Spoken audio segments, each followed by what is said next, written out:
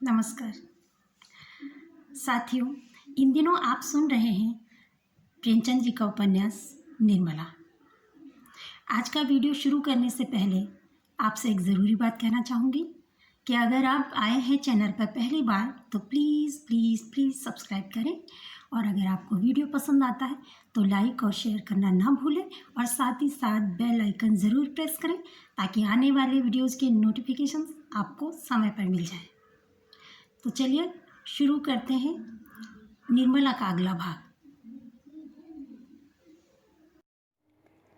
निर्मला का विवाह हो गया, ससुराल आ गई। वकील साहब का नाम था मुंशी तोताराम। सांवले रंग के मोटे ताजे आदमी थे। उम्र तो अभी 40 से अधिक न थी, पर वकालत के कठिन परिश्रम ने सिर के बाल पका दिए थे। व्यायाम करने का उन्हें अवकाश न मिलता था। वहाँ तक कि कभी कहीं घूमने भी न जाते, इसलिए तोंद निकल आई थी। देह के स्थूल होते हुए भी आए दिन कोई न कोई शिकायत रहती थी। मंदाग्नि और बवासीर से तो उनका चिरस्थायी संबंध था, अतः बहुत फूंक फूंक कर कदम रखते थे। उनके 3 लड़के थे। बड़ा मनसाराम 16 वर्ष का था, मंझला जियाराम 12 और सियाराम 7 वर्ष का। तीनों अंग्रेजी पढ़ते थे। घर में वकील साहब की विधवा बहन के अलावा और कोई औरत न थी। वही घर की मालकिन थी। उसका नाम था रुक्मणी और अवस्था 50 के ऊपर थी। ससुराल में कोई न था। स्थायी रीति से यहीं रहती थी। तोताराम दंपति विज्ञान में कुशल थे। निर्मला के प्रसन्न रहने के लिए उनमें जो स्वाभाविक कमी थी उसे वह उपहारों से पूरी करना चाहते थे। यद्यपि वह बहुत ही मितव्ययी पुरुष थे, पर निर्मला के लिए कोई न कोई तोहफा रोज लाया करते।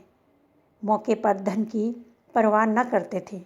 लड़के के लिए थोड़ा दूध आता था, पर निर्मला के लिए मेवे, मुरब्बे, मिठाइयाँ, किसी चीज़ की कमी न थी। अपनी ज़िंदगी में कभी सैर तमाशे न देखने गए थे, पर अब छुट्टियों में निर्मला को सिनेमा, सर्कस, थिएटर दिखाने ले जाते थे। अपने बहुमूल्य समय का थोड़ा सा हिस्सा उसके साथ बैठकर ग्रामोफोन बजाने में व्यतीत किया करते थे। लेकिन निर्मला को न जाने क्यों तोताराम के पास बैठने और हंसने बोलने में संकोच होता था। इसका कदाचित यह कारण था कि अब तक ऐसा ही एक आदमी उसका पिता था, जिसके सामने वह सिर झुकाकर देह चुराकर निकलती थी। अब उनकी अवस्था का एक आदमी उसका पति था। वह उसे प्रेम की वस्तु नहीं, सम्मान की वस्तु समझती थी। उनसे भागती फिरती, उनको देखते ही उसकी प्रफुल्लता पलायन कर जाती थी।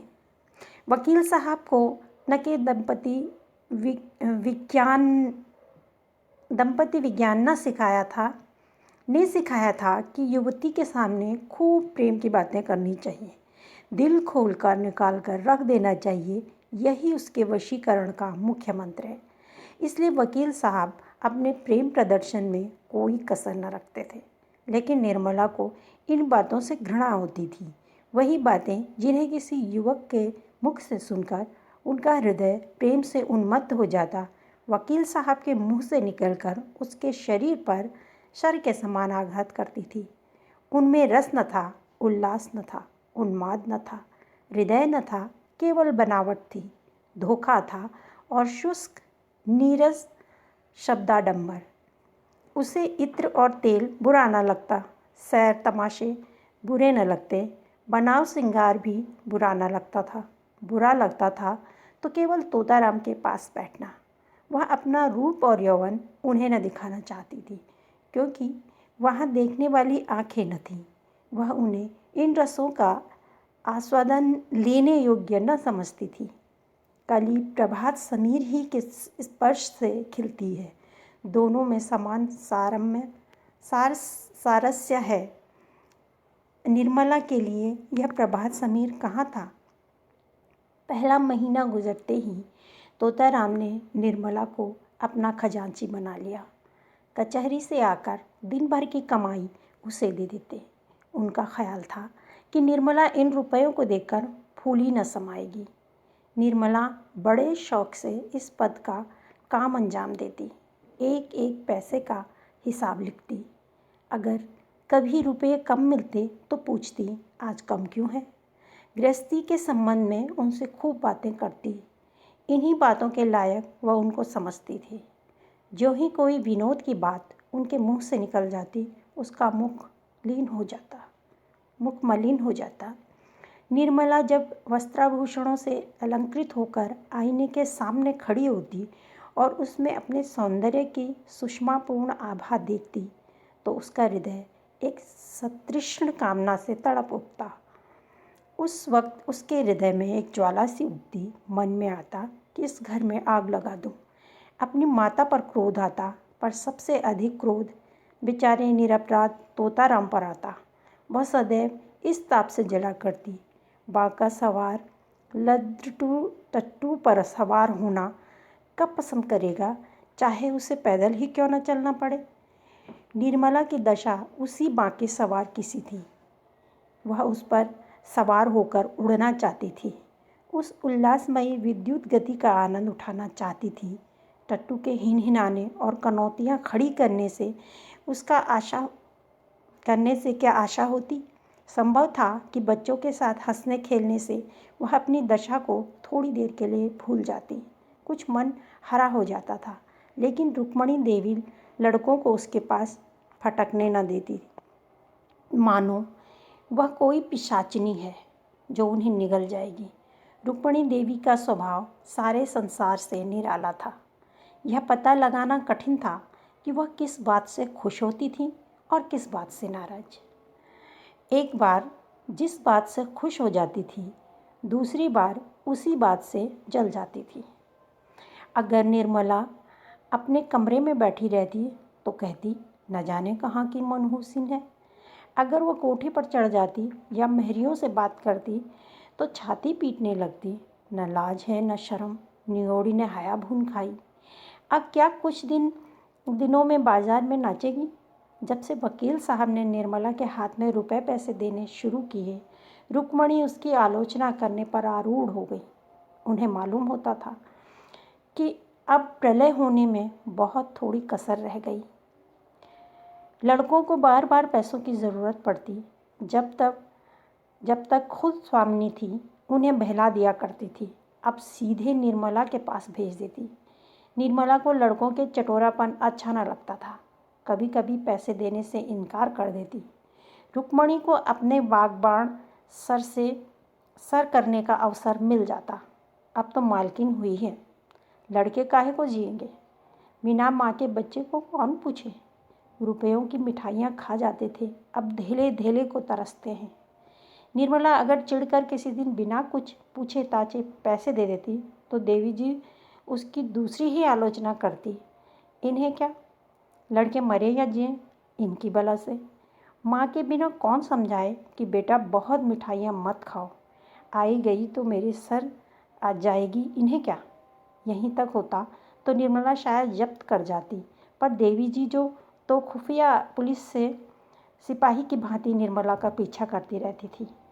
अगर वह कोठे पर खड़ी होती तो अवश्य ही किसी पर निगाह डाल रही होगी। महरी से बातें करती है तो अवश्य ही उनकी निंदा करती होगी। बाजार से कुछ मंगवाती है तो अवश्य कोई विलास वस्तु होगी। यह बराबर उसके पत्र पढ़ने की चेष्टा किया करती, छिप छिप कर बातें सुना करती।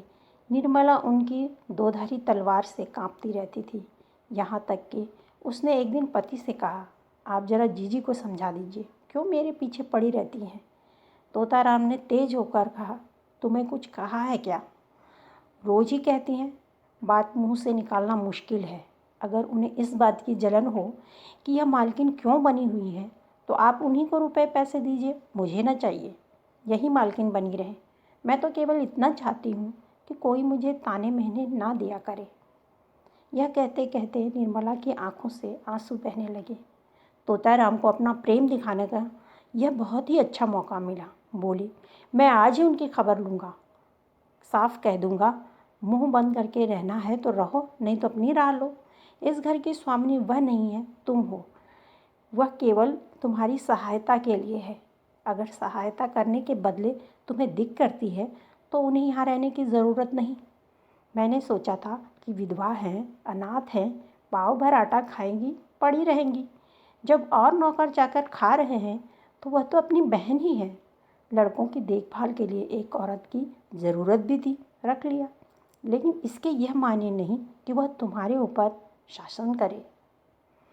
निर्मला ने फिर कहा, लड़कों को सिखा देती है कि जाकर माँ से पैसे मांगे, कभी कुछ कभी कुछ।